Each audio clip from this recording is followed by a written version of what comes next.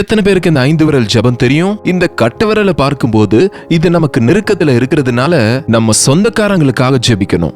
இந்த விரலை பார்க்கும்போது ஆல் த பிரீச்சர்ஸ், தேவன் அபிஷேகித்த ஊழியக்காரங்க சரியா இருக்கிறாங்களோ இல்லையோ நமக்கு தேவையில்லை, அவர்களை விமர்சிக்க தேவையில்லை. ஆனா அவங்களுக்காக நாம ஜெபம் செய்ய வேண்டும், அவர்களுக்காக ஜெபிக்கணும். நடுவிரல் பார்க்கும்போது ராஜாக்களுக்காக, அதிகாரிகளுக்காக ஜெபம் செய்யணும். 4வது ஃபிங்கரை பார்க்கும்போது இத வீக் ஃபிங்கர்னு சொல்லுவாங்க. சஃபரிங் ஜாஸ்தி இது இருக்கு, அதனாலதான் ரிங் போடுவாங்க இதற்கு. இந்த ஃபிங்கர் பார்க்கும்போது கஷ்டத்துல இருக்கிறவங்களுக்காக, ஏழைகளுக்காக, ஹாஸ்பிட்டல்ல இருக்கிறவங்களுக்காக, ஆசிரமங்கள்ல இருக்கிறவங்களுக்காக, சரீரத்திலும் பொருளாதார விஷயத்திலும் பலவீனமா இருக்கிறவங்களுக்காக ஜெபம் செய்யணும்.